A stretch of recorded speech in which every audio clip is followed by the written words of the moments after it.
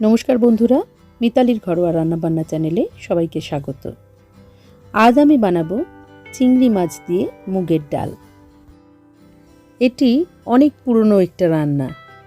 মুগ ডাল তো আমরা প্রায় প্রতিদিনই খেয়ে থাকি, কিন্তু চিংড়ি মাছ দিয়ে মুগ ডাল বোধহয় সব দিন খাওয়া হয় না। তাই অবশ্যই একবার বানিয়ে খাবেন চিংড়ি মাছ দিয়ে মুগের ডাল। অসাধারণ স্বাদ, একেবারে নেমন্তন্ন বাড়ির মতো খেতে লাগবে।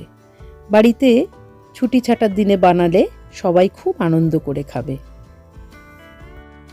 তাহলে আসুন বানিয়ে ফেলা যাক মুগের ডাল চিংড়ি মাছ দিয়ে। এর জন্য প্রথমে আমি মুগের ডাল নেব, যেটা আমি শুকনো খোলায় ভেজে নেব। মুগের ডালগুলো মাঝারি আঁচে লাল লাল করে ভেজে নিতে হবে। তার জন্য কড়া গরম করে মুগের ডাল দিয়ে সমানে নেড়ে যেতে হবে, তা না হলে কিন্তু ডালগুলো পুড়ে যেতে পারে।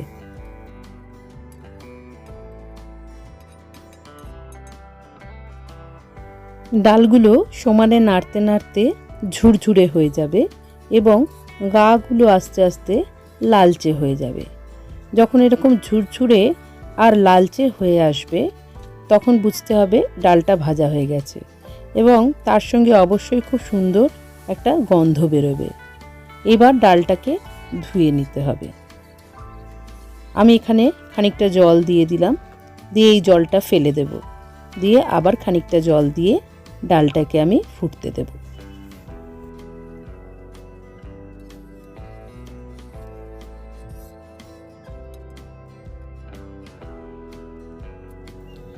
ডালটা যখন ফুট ধরবে, তখন এর মধ্যে দিয়ে দেব একটু নুন, একটু হলুদ এবং একটা তেজপাতা।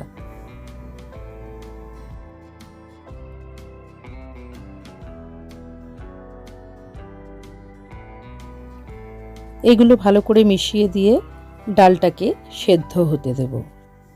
ডালটাকে খুব বেশি সেদ্ধ করব না, যাতে গলে যায়। এই সুযোগে বলে নিই, আমার এই রান্নাটা যদি আপনাদের ভালো লাগে বন্ধুরা, তাহলে আমার চ্যানেলটাকে অবশ্যই সাবস্ক্রাইব করবেন আর বেল আইকনটাকে প্রেস করে দেবেন, যাতে সব নোটিফিকেশন সবার আগে আপনার কাছে যায়। আর একটা লাইক দিয়ে শেয়ার করে কিছু কমেন্টস করলে আমার খুব ভালো লাগবে। ডালটা সেদ্ধ হয়ে এসেছে, দেখুন দানা দানা আছে, অথচ সুসেদ্ধ হয়ে গেছে। এবার ডালটা নামিয়ে নিয়ে কড়াইয়ে দেব সর্ষের তেল। এই রান্নাটা সর্ষের তেলেই বেশি ভালো লাগবে। এরপরে তেল ভালো করে গরম করে তার মধ্যে দিয়ে দেব আগে থেকে ছাড়িয়ে ধুয়ে নুন হলুদ মাখিয়ে রাখা চিংড়ি মাছগুলো। আমি এখানে চিংড়ি মাছের পিঠে যে শিরা থাকে সেটাকেও খুব ভালোভাবে ছাড়িয়ে নিয়েছি, আর গায়ে একটু খোসা রেখেছি, যাতে চিংড়ি মাছগুলো গোটা গোটা থাকে। আপনি মনে করলে খোসা ছাড়িয়েও দিতে পারেন। চিংড়ি মাছের গায়ে খোসা রাখার আরেকটা কারণ হলো, চিংড়ি মাছ তেলে পড়লে খুব তাড়াতাড়ি শক্ত হয়ে যায়, কিন্তু একটু খোসা থাকলে কিন্তু চিংড়ি মাছটা অনেক নরম থাকে। এমনিতেও চিংড়ি মাছ বেশি ভাজতে নেই, সামান্য এপিট ওপিট করে হালকা সেদ্ধ মতো হয়ে গেলেই নামিয়ে নিতে হবে। ব্যাস, ভাজা হয়ে গেছে মাছগুলো। এবারে এগুলো তুলে নেব। এরপরে ওই একই তেলে ফোড়ন হিসেবে দেব একটু গোটা সাদা জিরে, একটা তেজপাতা আর একটা শুকনো লঙ্কা। এগুলো দিয়ে খুব ভালো করে নাড়াচাড়া করতে হবে, যাতে এগুলো ভাজা হয়ে যায়। যতক্ষণ না জিরের সুগন্ধ বেরোচ্ছে ততক্ষণ কিন্তু ভেজে যেতে হবে। এর মধ্যে একটু গোটা গরম মশলাও ক্রাশ করে আমি দিয়ে দিয়েছি। এবার এগুলো ভাজা হলে এর মধ্যে দেব একটু পেঁয়াজ বাটা। এখানে আমি একটা বড় সাইজের পেঁয়াজ নিয়েছি, যেটা আমি বেটে নিয়েছি। পেঁয়াজটা তেলের মধ্যে খুব ভালোভাবে নাড়াচাড়া করতে হবে, যাতে পেঁয়াজের কাঁচা ভাবটা কেটে যায়। এরপরে এর মধ্যে দিয়ে দেব বড় 1 চামচ মতো আদা আর রসুন বাটা। এখানে আদার পরিমাণ একটু বেশি দিয়েছি রসুনের তুলনায়, কারণ মুগ ডালে আদাটা খুব ভালো লাগে। মশলাটা ভাজতে ভাজতে যাতে কড়াই না লেগে যায় তার জন্য সামান্য একটু জল দিয়েছি। জল দিয়ে নাড়াচাড়া করে এবার এর মধ্যে দিয়ে দেব কিছু গুঁড়ো মশলা, দিয়ে দেব সামান্য একটু হলুদ, লঙ্কার গুঁড়ো, নুন এবং হলুদটা ডাল সেদ্ধর সময় দিয়েছিলাম, সেটা মাথায় রাখতে হবে। এবারে এর মধ্যে দিয়ে দেব রং হওয়ার জন্য একটু কাশ্মীরি লঙ্কার গুঁড়ো। কাশ্মীরি লঙ্কাতে রংটা খুব সুন্দর আসবে, কিন্তু ঝাল হবে না। সবটা দিয়ে খুব ভালো করে কষাতে হবে মশলাটা। মশলাটা কষাতে কষাতে যখন তেল ছেড়ে আসবে তখন এর মধ্যে দিয়ে দেব আগে থেকে ভেজে রাখা চিংড়ি মাছগুলো।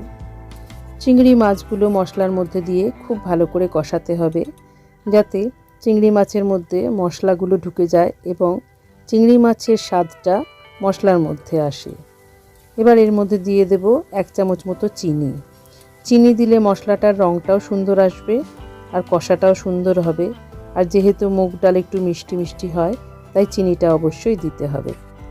মশলাটা সম্পূর্ণ কষা হয়ে যখন মাছের গায়ে লেগে লেগে যাবে তখন ওপর থেকে দিয়ে দেব সেদ্ধ ডালটা। সেদ্ধ ডালটা দিয়ে ভালো করে মিশিয়ে দিতে হবে মশলার সঙ্গে।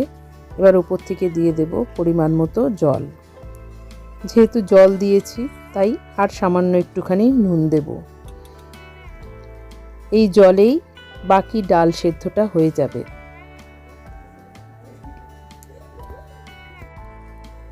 আমি এখানে ডালটা একটু ঘন ঘন রেখেছি, আপনি মনে করলে আরও একটু পাতলাও করতে পারেন জলটা একটু বেশি দিয়ে। ডালটা সেদ্ধ হয়ে গেছে এবং ডালের মধ্যে চিংড়ি মাছের স্বাদটাও সম্পূর্ণভাবে এসে গেছে। ব্যাস হয়ে এসছে। এবার উপর থেকে দিয়ে দেব শাহি গরম মশলার গুঁড়ো এবং একটুখানি গাওয়া ঘি। ঘি আর গরম মশলা ছাড়া মুগের ডাল একেবারেই অর্থহীন। তার উপরে যদি চিংড়ি মাছ থাকে তাহলে তো কথাই নেই, কারণ একটা শাহি ব্যাপার থাকবে এই ডালটার মধ্যে। এই ডালটা যেদিন রান্না করবেন সেদিন অতিরিক্ত কিছু পদ রান্না করার দরকার নেই। সামান্য আলু ভাজা অথবা আলু ভাতে হলেই এই ডাল দিয়ে সম্পূর্ণ ভাত খাওয়া হয়ে যাবে, এটা নিশ্চিত। আর বাড়িতে আমন্ত্রিত কাউকে যদি এই ডাল দিয়ে ভাত পরিবেশন করেন তাহলে পরবর্তী পদগুলো হয়তো সে আর নিতেই চাইবে না। সুতরাং রেডি হয়ে গেল শাহি মুগের ডাল, যেটা চিংড়ি মাছ দিয়ে। এবার গরম রুটি দিয়ে খান, গরম ভাত দিয়ে খান, অসাধারণ লাগবে এই চিংড়ি মাছ দিয়ে মুগের ডাল।